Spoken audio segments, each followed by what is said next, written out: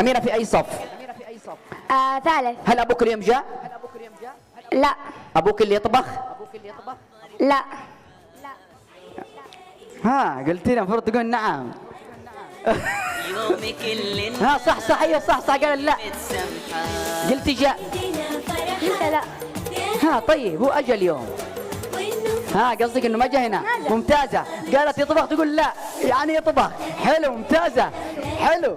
يلا من منشد شمس وصل المجرة؟ زهور. هل المخرج سليمان؟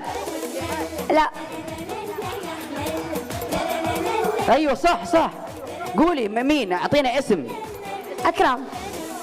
المخرج اكرم. ما اسم اكرم؟ اسماعيل. عمو. نسمع لها اقوى تحيه. يلا تستاهل